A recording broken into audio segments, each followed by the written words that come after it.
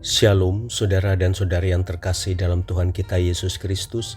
Marilah kita luangkan waktu beberapa menit untuk berkencan dengan Tuhan saat ini, agar dari hari ke hari kita semakin dekat dengan Tuhan, sehingga hidup kita semakin diberkati dan menjadi berkat. Kencan dengan Tuhan, Rabu 6 Agustus 2025. Bacaan dari Injil Markus bab 16 ayat 15. Lalu ia berkata kepada mereka, "Pergilah ke seluruh dunia, beritakanlah Injil kepada segala makhluk."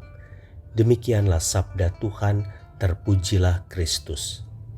Saudara dan saudari yang terkasih dalam Tuhan kita Yesus Kristus, ada seorang gadis kecil berdiri di belakang kumpulan orang banyak, sementara ayahnya sedang bersaksi tentang perbuatan Tuhan di dalam hidupnya.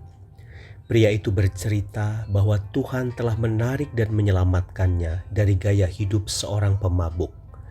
Sebelum selesai ia bersaksi, satu dari sekian banyak orang yang sedang mendengar kesaksian itu menyela dan berkata, "Pak, kenapa Anda tidak duduk diam saja?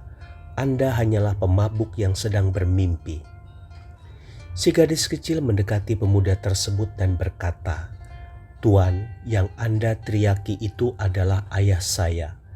Anda mengatakan ayah saya seorang pemabuk? Ayah saya dulu memang seorang pemabuk dan hampir setiap malam memukuli ibu. Ketika dipukul, ibu hanya bisa menangis sepanjang malam. Tuan, kami juga tidak memiliki pakaian yang bagus untuk dipakai karena ayah membelanjakan semua uangnya untuk membeli minuman keras. Dulu saya tidak memiliki sepatu untuk dipakai ke sekolah, tapi sekarang lihatlah sepatu dan baju ini ayah membelinya untuk saya karena sekarang ia memiliki pekerjaan yang baik dan tidak pernah mabuk lagi.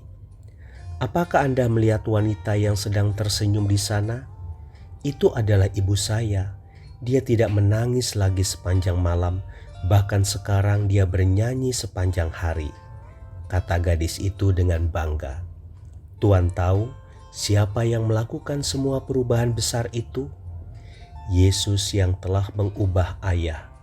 Dia juga telah mengubah suasana rumah kami menjadi indah. Jadi Tuhan, jika ayah saya sedang bermimpi, tolong jangan bangunkan dia," lanjut gadis kecil itu dengan penuh percaya diri. Saudara dan saudari yang terkasih dalam Tuhan kita Yesus Kristus, dibutuhkan waktu dan perubahan sikap yang nyata saat seseorang sudah menerima kasih Kristus, agar dia mampu bersaksi tentang semua yang diterimanya dari Kristus, sehingga melalui hidupnya dapat dibuktikan bahwa Kristus benar hidup di dalam dia dan dia di dalam Kristus.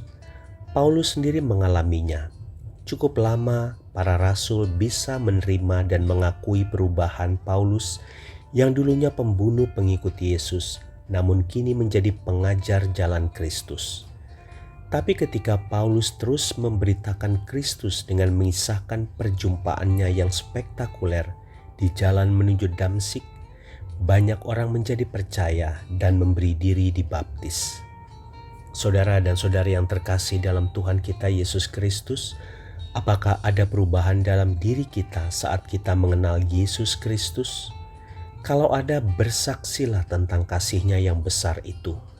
Ketika kita bersaksi, Roh Kudus akan bekerja di hati orang yang rindu untuk diubahkan, sehingga setelah kita akan bertambah satu orang lagi menjadi murid Kristus.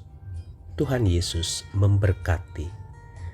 Marilah kita berdoa dalam nama Bapa dan Putra dan Roh Kudus. Amin.